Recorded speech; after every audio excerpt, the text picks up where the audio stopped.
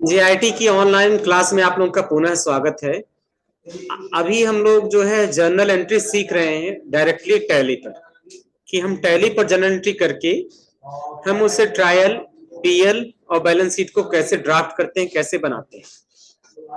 इससे बेनिफिट ये मिलता है कि हमें अकाउंटिंग सिस्टम में जो हम लोग गलतियां कर रहे हैं उसकी हमें जांच करने का मौका मिल जाता है। तो जैसा कि आप लोगों के कुछ क्वेश्चन है, पहले मैं उन क्वेश्चन का जवाब दे दूं। पहला क्वेश्चन ये है कि सर ये जो सारे ट्रांजेक्शन हम कर रहे हैं ये जा कहाँ रहा है, स्टोर कहाँ हो रहा है, सेव कहाँ हो रहा है। तो इसका आपका जवाब ये है कि आप सबसे पहले जब कंपनी को ओपन करेंगे तो यहाँ डिस्प्ले का ऑप्शन आपको दिखेगा, डिस्प्ले मोर रिपोर्ट्स। और डिस्प्ले मोर रिपोर्ट्स में जाने के बाद डे बुक में जब आप जाएंगे तो ये सारे ट्रांजेक्शन आपको एक साथ दिखाई देंगे। यानी डे बुक वह प्लेस है, वह स्थान है जहां पर हम ट्रांजेक्शन को एक साथ देख सकते हैं। और यहाँ पर हम फिल्टर भी लगा सकते हैं।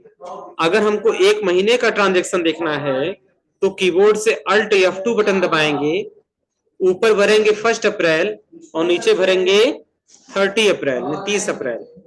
ये पिक नहीं करेगा क्योंकि 30 वाला डेट उठाता नहीं है, तो हम 1 मई कर दे रहे हैं। बस ये समझ जाइए कि ऊपर में फ्रॉम में आप वो डेट लेना है जहां से, टू में उस डेट को डालना है जहां तक उस डेट के जितने भी ट्रांजेक्शन आपने किए होंगे सबकी सीरीज आपको यहाँ पर दिखाई देगी, सबकी सीरीज आपको यहाँ पर दिखाई देगी। अब अगर किसी ट्रांजेक्शन का डेट गड़बड़ हो गया, ठीक, उसके लिए आप करेंगे क्या। जैसे मान लीजिए मारुति टायर्स है, इसका ओरिजिनल डेट है 2 अप्रैल और हमने गलती से 1 अप्रैल में इसकी एंट्री कर दिया। इसको ठीक कैसे करेंगे, हम इसको पहले तो अप एंड डाउन एरो से जिस ट्रांजेक्शन को मॉडिफाई करना है उस ट्रांजेक्शन को जाएंगे। अब हम इंटर बटन पे क्लिक करेंगे, ट्रांजेक्शन ओपन हो जाएगा। और डेट चेंज करने की शॉर्टकट की मैंने आपको F2 बताया था। आप जैसे कीबोर्ड से F2 बटन दबाएंगे और यहाँ आप टाइप कर देंगे 2 अप्रैल और 2 अप्रैल लिखने के बाद कंट्रोल के साथ ए बटन दबा देंगे, फिर इसको कंट्रोल ए बटन दबा देंगे तो ये ट्रांजेक्शन आपका 2 अप्रैल डेट में चला जाएगा। अब देखो ट्रांजेक्शन डेट बदली जा चुकी है। ठीक है, समझ में आया। तीसरी चीज, कंपनी में आपका जो डेटा है वो डेटा लॉस ना हो, इसके लिए आपको रेगुलर बैकअप लेना चाहिए। जितने रेगुलर बैकअप लेना चाहिए। हाँ, बैकअप क्या होता है, बैकअप का मतलब ये है कि जो कुछ वर्क आपने किया उस वर्क को आप कॉपी करके किसी दूसरे मीडियम में, किसी दूसरे माध्यम से कहीं पर स्टोर कर सके, वो बैकअप कहलाता है। समझ में आ रही बात ना। बैकअप का मतलब होता है कि जो कुछ भी आपने कॉपी किया वो सब कुछ, जो कुछ भी आपने कॉपी किया वो सब कुछ आप किसी एक दूसरे स्टोरेज मीडियम जैसे pen drive, hard disk, Google drive, OneDrive, Dropbox, कहीं पर भी स्टोर करें। क्यों करें, क्योंकि कंप्यूटर एक इलेक्ट्रॉनिक डिवाइस है। आज आप इसको बंद करके जाएंगे, इस बात की कोई गारंटी नहीं कि कल सुबह ऑन होगा ही होगा। ऑन होगा तो चलेगा ही चलेगा। ठीक, सिस्टम खराब हो जाएगा तो आप नया कंप्यूटर खरीद सकते हैं, लेकिन जो मेहनत करके आपने एंट्रीज किया है वो एंट्री आपके लॉस हो जाएंगे। इसलिए बेहतर क्या है, आप उसका बैकअप लें। जैसे फोन का बैकअप आप लोग लेते हैं, फोन के डेटा को ड्राइव पर भेजते हैं, उसी तरह अपने टैली का जो डेटा है उसका भी सुरक्षा करना आपकी नैतिक जिम्मेदारी है। ऐसा नहीं करते हैं तो आप बार बार आपको एंट्री करना पड़ेगा। तो बैकअप लेने का सबसे बेटर तरीका मैं आपको बता रहा हूं। विंडोज के साथ डी बटन दबाएं और डी बटन दबाने के साथ दिस पीसी पर आप क्लिक करें और दिस पीसी पर क्लिक करने के बाद आप लोकल डिस्क डी में जाएं और डी में जाने के बाद इसको ओपन कर लें और यहां पर एक फोल्डर बना दें। फोल्डर बनाने की शॉर्टकट की है कंट्रोल शिफ्ट एन। एक फोल्डर बनेगा, इस फोल्डर का नाम दे दें टैली बैकअप। और डेली शाम को घर जाने से पहले इस बैकअप के फोल्डर को ड्राइव पर अपलोड कर दें या फिर पेन ड्राइव में कॉपी करके कहीं अलग जगह पर रख दें। ऐसा करने से आपका डेटा बचा रहेगा। आप लोग लैब में भी काम करते हैं, आप लोगों के सिस्टम पे तमाम बच्चे सुबह से लेकर शाम तक बैठते हैं, ठीक। और कुछ बच्चे होते हैं खुरापाती किस्म के, वो एक दूसरे का डेटा डिलीट करने में उनको बड़ा आनंद आता है। मैं आप लोगों को नहीं कह रहा हूं, आप लोग अपने ऊपर नहीं लीजिएगा, ठीक है। तो ऐसे बच्चे क्या करें, ऐसे बच्चे डेली अपना बैकअप लें और उस बैकअप को अपनी पेन ड्राइव के भीतर रखें। अगर पेन ड्राइव व्यवस्था नहीं है तो डेली अपने बैकअप को ड्राइव में अपलोड कर दें। सिर्फ आपके 2 मिनट की सतर्कता से आपका डेटा लॉस होने से बच जाएगा। ठीक है, तो बैकअप का फोल्डर आपने बना दिया। अब हमें बैकअप यहाँ पर लाना है। अभी ये फोल्डर बिल्कुल है खाली, आप इस पर क्लिक करेंगे तो कुछ दिखाई नहीं देगा। ठीक है, अब हम इस पे बैकअप लेकर आते हैं। बैकअप लाने के लिए आपको डेटा मेनू में जाना है। ये सारे मेनू है कंपनी की, ये कंपनी मेनू है, ये डेटा मेनू है, एक्सचेंज मेनू है, ये गो टू का विकल्प है, इंपोर्ट का है, एक्सपोर्ट का, ऐसे सारे मेनू है। और एमएस वर्ड सॉफ्टवेयर की तरह इसको मेनू वाइज पढ़ा नहीं जा सकता, इसको हम वर्क के हिसाब से पढ़ते हैं, काम के हिसाब से। तो हम डेटा पर जाएंगे और डेटा पे जाने के बाद हमें तमाम ऑप्शन दिखाई देगा और यहाँ बैकअप के ऑप्शन पर क्लिक करेंगे और बैकअप के ऑप्शन पर क्लिक करने के बाद पहले बैकअप का लोकेशन हमसे पूछ रहा है कि बैकअप का लोकेशन बताइए। तो हम क्या करेंगे, सेलेक्ट फॉर ड्राइव पे जाएंगे और ड्राइव पे जाने के बाद डी ड्राइव पे डबल क्लिक करेंगे और टैली बैकअप वाले फोल्डर को सेलेक्ट करेंगे। ठीक है, फिर ये पूछेगा किस कंपनी का बैकअप आप लेना चाहते हैं। आप चाहें तो इस फोल्डर में 3-3 कंपनियों का बैकअप रख सकते हैं या किसी एक कंपनी का रख सकते हैं, आपकी इच्छा के ऊपर निर्भर करता है। हमने पहली कंपनी को सिलेक्ट किया, दूसरी को सिलेक्ट किया, तीसरी को सिलेक्ट किया। आप ध्यान दें, जैसे से कंपनी इधर सिलेक्ट हो रहा है दाहिने साइड की लिस्ट में, यहाँ पर कंपनियों की संख्या कम होती चली जा रही। तो हमने तीनों कंपनी को सिलेक्ट कर लिया और एंड ऑफ लिस्ट बटन पे क्लिक करेंगे, तुरंत ही एक्सेप्ट का ऑप्शन आएगा, आप इसको एक्सेप्ट करेंगे और एक एक करके तीनों कंपनियों का बैकअप हमारे फोल्डर में चला गया। इसको चेक करने के लिए आप अपने फोल्डर पर जाएं, आप देखेंगे इसमें तीनों कंपनियों का बैकअप आ गया। कंपनी जिसका कोड 1400 उसका बैकअप ये है, जिसका कोड 10001 है उसका बैकअप ये है और उसका बैकअप ये है। 3 अलग अलग कंपनियों का अलग अलग बैकअप बन के आ गया। समझ आ गया ना।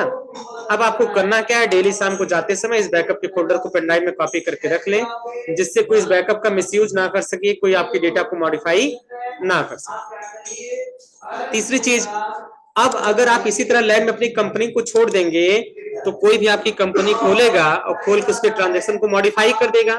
तो हमें कंपनी में एक पासवर्ड लगाने की आवश्यकता है। अगर हम अपनी कंपनी में पासवर्ड लगा देंगे तो हमारा डेटा सुरक्षित हो जाएगा। इसके लिए आपको जाना है कंपनी मेनू में और कंपनी मेनू में जाने के बाद एक ऑप्शन आपको मिलेगा टैली वैल्यूएट।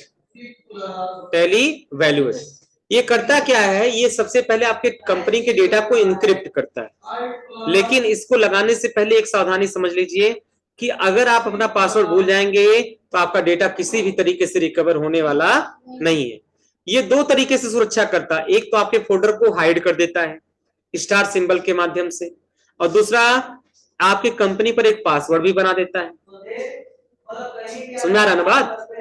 तो आपको करना ये है कि जैसे ही आप कंपनी बनाते हैं, आपकी कंपनी में कोई दूसरा बंदा जाके उसमें कोई ट्रांजैक्शन की एंट्री ना कर सके, उसकी सुरक्षा के लिए आपको टैली वैल्यूएट पर क्लिक करना पड़ेगा। लेकिन इस पासवर्ड को बहुत सावधानी से कहीं मेमोरी में स्टोर कर लीजिए, अपने नोट्स में, अपने कॉपी पर, अपने फोन में, कहीं पर भी इसको सेव कर लीजिए, क्योंकि अगर ये पासवर्ड गया तो कंपनी दोबारा खुलेगी नहीं।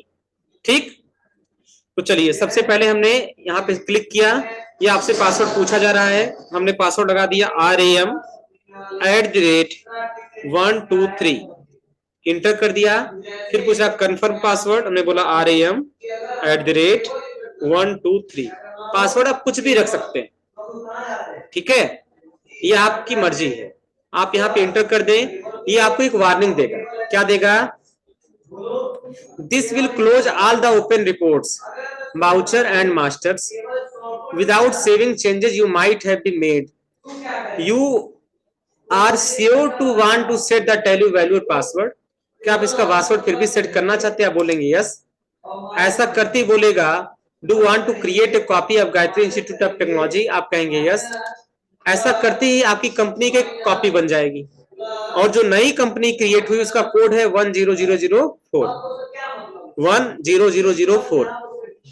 अब इसका क्या असर पड़ा आपके कंप्यूटर पर, उसको देखने के लिए सबसे पहले आपसे पासवर्ड मांगेगा और आपको जब भी कंप्यूटर अपना ओपन करना होगा, अपनी कंपनी को ओपन करना होगा, आपको इस पासवर्ड को डालना होगा। ठीक है, समझ में आया? तो ये देखिए आपकी कंपनी जो है इस तरह स्टार स्टार स्टार स्टार के सिंबल में कन्वर्ट हो।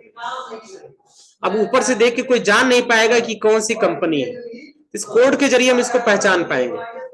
और जैसे आप यहाँ पे क्लिक करेंगे तुरंत आपसे टैली इवैल्यूएट का पासवर्ड पूछेगा और आप यहाँ लगाएंगे RM@12345, सॉरी 3 तक ही था, खुल गया कंपनी। तो जब तक ये पासवर्ड नहीं लगेगा ना तो कंपनी खुलेगा, ना तो कंपनी के डेटा में किसी परिवार का परिवर्तन हो।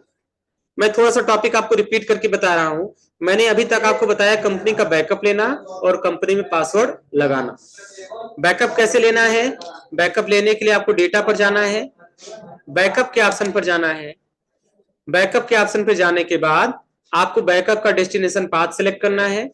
इसके लिए सिलेक्ट फ्रॉम ड्राइव पर जाएंगे, डी ड्राइव को सिलेक्ट करेंगे और इसके भीतर टैली बैकअप के फोल्डर को सिलेक्ट करके जैसे आप एंटर करेंगे ये पूछेगा किस कंपनी का बैकअप लेना चाहते हैं। आप एक एक करके सारी कंपनियों का बैकअप ले सकते हैं, किसी एक का भी बैकअप ले सकते हैं। मैंने सिर्फ जो अब जिस पर मैंने पासवर्ड लगाया उस कंपनी को हम सिलेक्ट कर रहे हैं और सिलेक्ट करने के बाद मैंने कर दिया एंड ऑफ लिस्ट। अभी पूछ रहा है एक्सेप्ट, हमने बोला यस। तुरंत ही कंपनी का ये पासवर्ड पूछेगा, आप पासवर्ड लगाएंगे।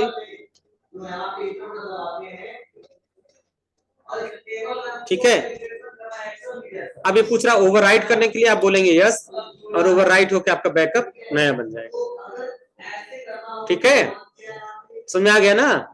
अब इस कंपनी को अगर आप क्लोज करेंगे, जैसे सेट करेंगे तो आप देखेंगे कि जो आपकी पुरानी कंपनी बिना पासवर्ड की थी वो भी आपको दिखाई देगी यहाँ पर, और जो नई कंपनी है वो यहाँ पर आ गई। ऐसा इसलिए किया जाता है, कई बार पासवर्ड लगाते समय हमारा डेटाबेस करप्ट होने के चांसेस रहते हैं। उस रिस्क को एलिमिनेट करने के लिए, कम करने के लिए कंपनी ने ऐसी सुविधा दे रखी है। जब एक बार आप पासवर्ड लगा लें और लगाने बाद श्योर हो जाए कि आपकी कंपनी पासवर्ड सही तरीके से लग गया है तो आप पुरानी कंपनी को हटा भी सकते हैं। ठीक है, तो हम क्या कर रहे हैं, कंपनी जो 1004 वाली है इस कंपनी को हमें हटा देना है। इस कंपनी को क्या करना है, डिलीट कर देना है। तो कंपनी को डिलीट कैसे करेंगे? कंपनी को डिलीट करने के लिए हम कंपनी को मेनू में जाएंगे,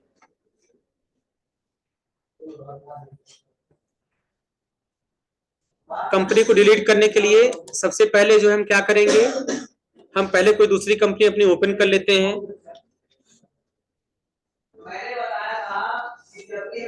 डिस्प्ले डेबुक में ट्रांजैक्शन वगैरह चेक कर लेते हैं, क्या मेरे सारे ट्रांजैक्शन आ रहे हैं या नहीं। हम एक बार चेक कर लेते हैं। अभी तक 4 ट्रांजैक्शन हमने कल एंट्री किया था, वो चारों हमें दिख रहे हैं। ठीक, इसके से वापस आया। अब जो पुरानी वाली कंपनी थी उसे हमें हटा देना है। हम कंपनी में जाएंगे और यहाँ पर आपको जाना है अल्टर के ऑप्शन पर। अल्टर के ऑप्शन पे जाने के बाद आप जिस कंपनी को अल्टर करना चाहते हैं उस कंपनी को अल्टर करिए और अल्टर करके यहीं पर अगर Alt D बटन दबाना है तुरंत पूछेगा डिलीट। अगर यहाँ पे आपने यस कर दिया तो आपकी कंपनी डिलीट हो जाएगी। ठीक है, तो मुझे ये वाली कंपनी नहीं डिलीट करनी, इसमें तुमने पासवर्ड लगाया है, मुझे डिलीट करनी पुरानी वाली। हमने कंट्रोल के साथ F3 किया, इस कंपनी को बंद कर दिया और हम उस कंपनी को खोलते हैं जिसको हमें डिलीट करना है। हम इसको इंटर कर दिए, कंपनी खुल गया और हमें जाना है अल्टर के विकल्प पे। अल्टर की शॉर्टकट की होती है अल्ट के साथ F3। जैसे आप यहाँ प्रेस करेंगे खुल जाएगा और यहाँ को डिलीट करने की शॉर्टकट की है Alt D। और जैसे आप यहाँ इंटर करेंगे पूछेगा आर यू श्योर, क्या सच में डिलीट करना चाहते हैं। अगेन यस प्रेस करेंगे और आप देखेंगे ये कंपनी आपकी लिस्ट से गायब हो जाएगी। हो गया ना? तो ये मैंने टेक्निक बता दिया कंपनी को डिलीट करने का, लेकिन प्लीज हमें आप लोगों से बहुत विनम्र आग्रह है कि आप किसी दूसरे की कंपनी को डिलीट मत करिए। ठीक है, ज्ञान का दुरुपयोग नहीं करना है। ऐसा नहीं कि हमने आपको तरीका बता दिया डिलीट करने का, अब जिस कंप्यूटर में आप बैठे अपने तो पासवर्ड लगा दें और जो दूसरी कंपनी उसको डिलीट कर दें। ऐसा काम नहीं करना है। ठीक है, प्रॉमिस रहेगा? हाँ, दूसरे कंपनी डिलीट नहीं करना, अपने कंपनी पासवर्ड लगे उसको सुरक्षित करिए लेकिन दूसरे का डिलीट मत करिए। तो इस तरह आज की क्लास हमने 3 चीजों के बारे में सीखा क्या क्या? बैकअप लेना, कंपनी में पासवर्ड लगाना और कंपनी को डिलीट करना। इन तीनों से रिलेटेड अगर कोई आपके डाउट्स हैं तो आप पूछ लीजिए। डाउट्स ना हो तो हम सिलेबस को थोड़ा सा और आगे बढ़ाएं।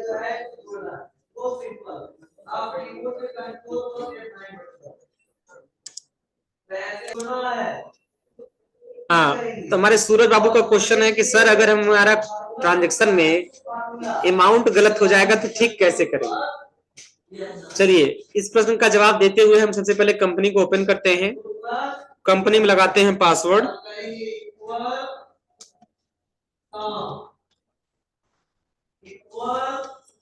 ठीक, और यहां पर हमें जाना है, 2 बार डी बटन दबाना है, डी से डिस्प्ले, डी से डे बुक, ठीक है, याद रहेगा, डबल डी, डी से डिस्प्ले, डी से डे बुक, डी प्रेस कर दिया, ट्रांजैक्शन खुल के सामने आ गया।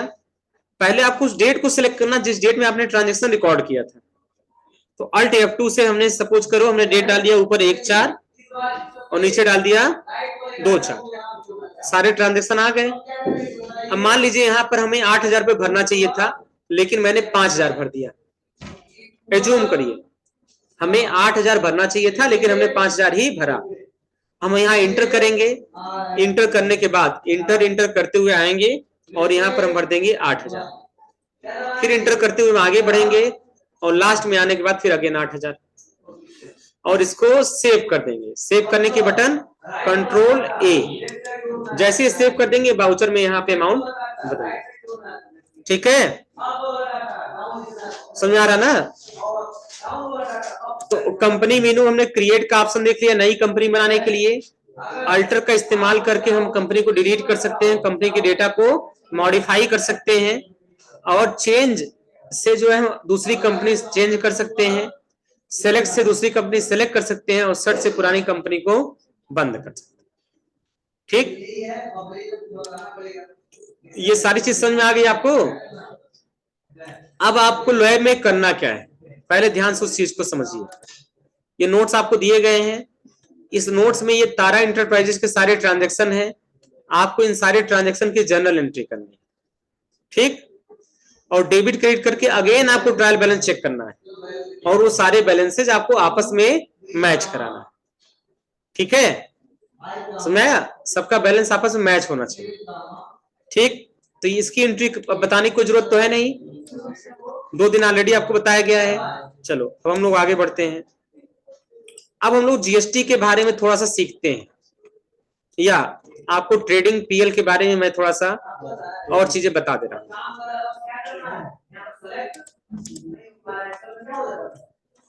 तो लास्ट डे हम लोग ट्रायल बैलेंस पर थे जब प्रैक्टिकल स्टार्ट किए थे, जहां पर कोर्स को छोड़ा था वहीं से कोर्स को दोबारा पिक करते हैं और आगे की चीजों के बारे में सीखते हैं, समझते हैं।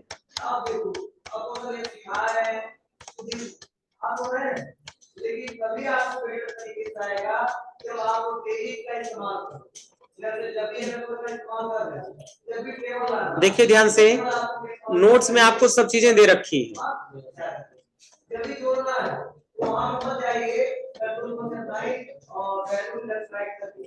देखो यहाँ पे आपको बताया गया है,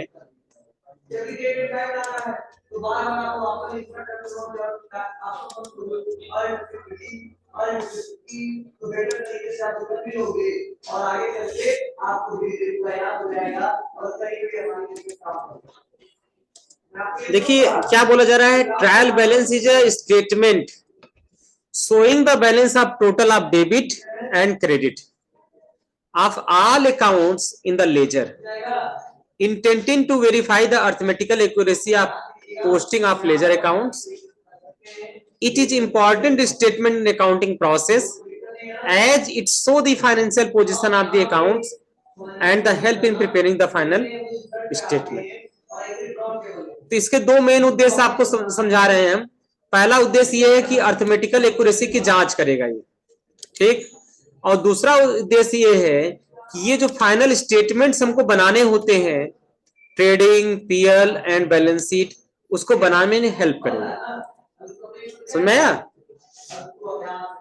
बाकी इसके फॉर्मेट्स दे रखे हैं, ये आप लोग एक बार पढ़ के देखिएगा। ये किसी भी अकाउंटिंग प्रोसेस का एक कंक्लूजन निष्कर्ष है।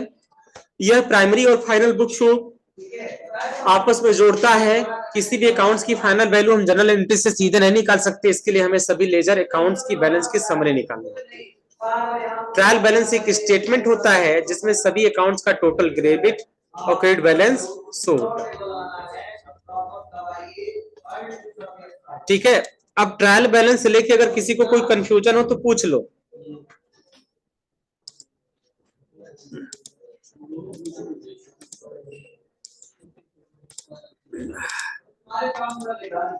पूछिए किसी को कोई क्वेश्चन हो तो। अगर आप लोगों को ट्रायल बैलेंस रिलेटेड कोई कंफ्यूजन हो, क्वेश्चन हो तो बता दीजिए। मैंने आपको ट्रांजैक्शन दे दिया, मैंने एंट्री करना बता दिया, ट्रायल बैलेंस बनाना बता दिया।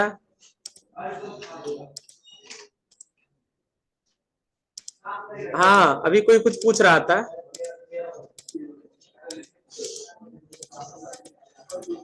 प्रीति बोलो। वो तो रिपीट कर ही देंगे। क्लास में लेट से आना, रोज पढ़ने ना आना, तो हम तो देख ही रहे हैं, तो रिपीट करबे करेंगे।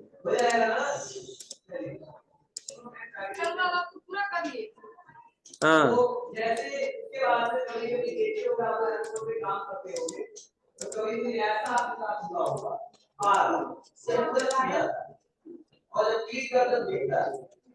ठीक है। तो जो ट्रांजैक्शन दिए गए आप उनके ट्रायल बैलेंस बनाइए और बना के उन्हें चेक करिए।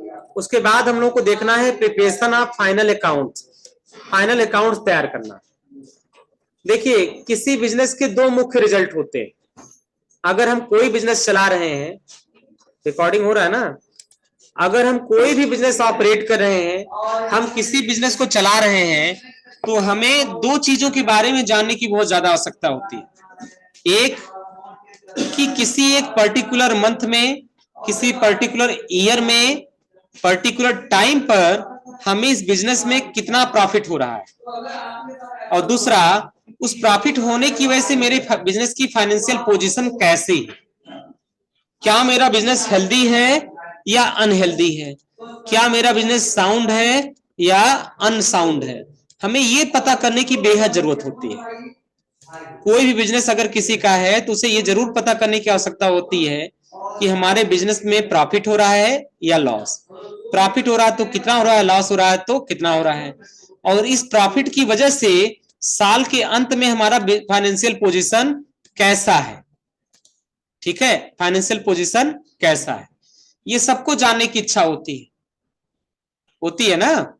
तो चलिए, इसके लिए टैली हमें दो फाइनल अकाउंट्स बनाने होते हैं। एक होता है हमारा ट्रेडिंग अकाउंट, ठीक, और दूसरा होता है बैलेंस शीट। ट्रेडिंग और पीएल जो है मॉडर्न अकाउंटिंग सिस्टम में एक साथ बनाए जाते हैं, मैंने आपको दिखाया भी, ठीक। और बैलेंस शीट आपके बिजनेस की फाइनेंशियल पोजीशन को बताता है। अगर आपको ये पता करना हो कि आपके बिजनेस में ग्रॉस प्रॉफिट कितना है या ग्रॉस लॉस कितना है, तो आप ट्रेडिंग अकाउंट बनाएंगे। अगर आपको ये पता करना हो कि आपके बिजनेस का नेट प्रॉफिट या नेट लॉस कितना है, तो आप प्रॉफिट एंड लॉस अकाउंट बनाएंगे। अगर आपको ये पता करना हो कि आपके बिजनेस में एसेट्स कितने हैं, लायबिलिटी कितनी है, कैपिटल कितना है, उसको देखने के लिए बैलेंस शीट देखेंगे। जैसी जरूरत वैसी रिपोर्ट्स, ये सारे हमारे एमआईएस रिपोर्ट्स कहलाते हैं। यहाँ पर एमआईएस का मतलब होता है मैनेजमेंट इंफॉर्मेशन सिस्टम, यानी किसी भी मैनेजमेंट को अपने टैली से जो जो रिपोर्ट चाहिए होती है, वो सारी रिपोर्ट्स एमआईएस के अंतर्गत देखा जाता है। अब सबसे पहले आपको देखना है ट्रेडिंग अकाउंट। देखो, ट्रेडिंग अकाउंट का जनरली फॉर्मेट यही होता है। इसके दो साइड होते हैं, लेफ्ट साइड पर्टिकुलर का होता है और राइट साइड भी पर्टिकुलर का होता है। लेफ्ट साइड में हमें जो है ओपनिंग स्टॉक दिखाना होता है कि लास्ट फाइनेंशियल ईयर में कितना स्टॉक मेरे पास बचा हुआ है। करंट फाइनेंशियल ईयर में कितना परचेज किया, वो परचेज अकाउंट के अंतर्गत हम दिखाते हैं, और उस परचेज में से कितना हमने वापस कर दिया, परचेज रिटर्न। इन दोनों को यहाँ आपस में घटाकर जो वैल्यू आती है उसको हम यहाँ पर मेंशन कर देते हैं। ठीक है, और फिर इस साइड का टोटल करते हैं। फिर उसके बाद बिजनेस में अगर कोई डायरेक्ट एक्सपेंस है तो उसको भी हम यहाँ पे जोड़कर नोट कर लेंगे। उसके बाद राइट साइड में हमें सेल्स को लिखना होता है, सेल्स रिटर्न की एंट्री करनी होती है, और क्लोजिंग स्टॉक। सेल मतलब साल में कितने रुपए का गुड सेल किया, सेल्स रिटर्न हमारे कस्टमर ने कितने रुपए का गुड्स वापस किया, सेल्स रिटर्न हो गया। इन दोनों का डिफरेंस हमारा यहां पर आ जाएगा और क्लोजिंग स्टॉक हमारा जो बचा हुआ स्टॉक होगा वो आ जाएगा और दोनों साइड का टोटल अमाउंट हमको अलग अलग दिखाई देगा। समझ आया? उदाहरण आपको दिखा रहे हैं, जैसे मान लीजिए आपको ट्रायल बैलेंस एक दिया गया है, ये सीट ट्रायल बैलेंस की है। ट्रायल बैलेंस में आपको ये बताया जा रहा है कि हमारे पास ओपनिंग स्टॉक 15,000 का है, यानी साल के प्रारंभ में कितना स्टॉक था, 15,000 का।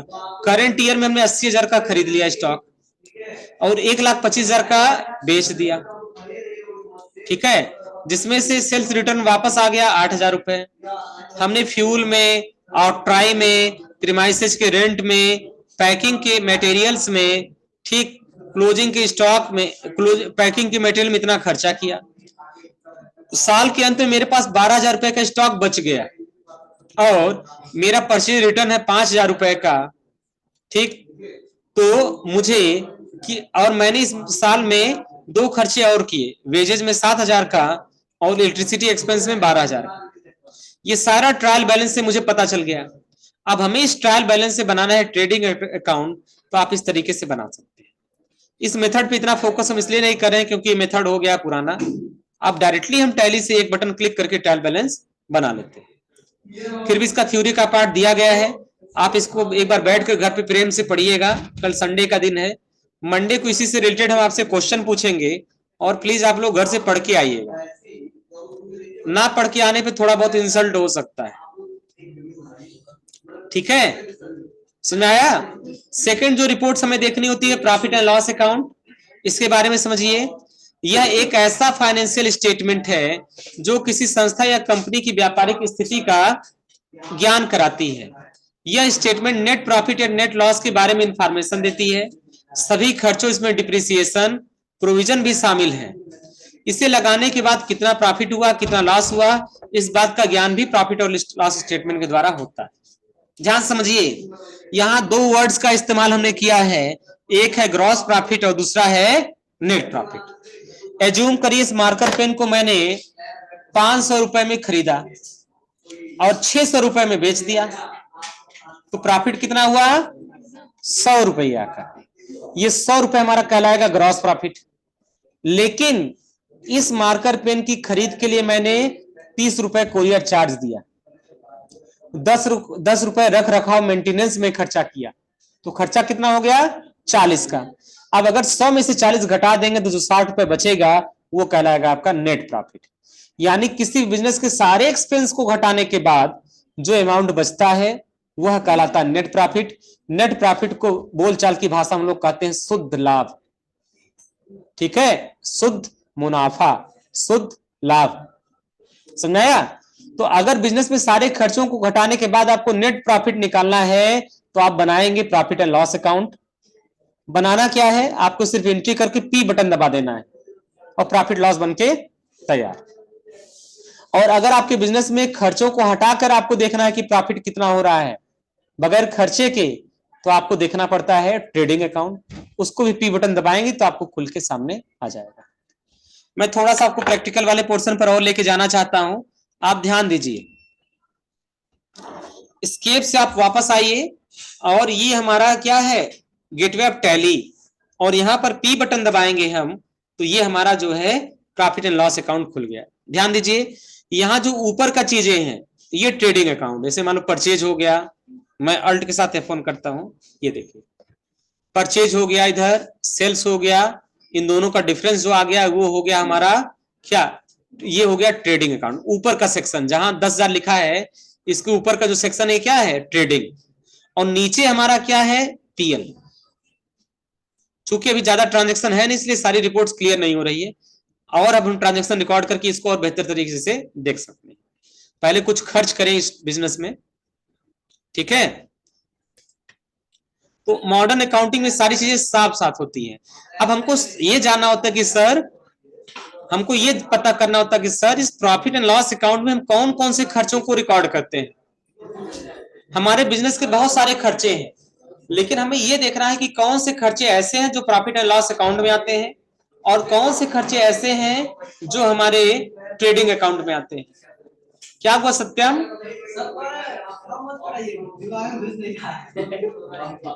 चलिए, तो आज की कथा यहीं पर समाप्त होती है।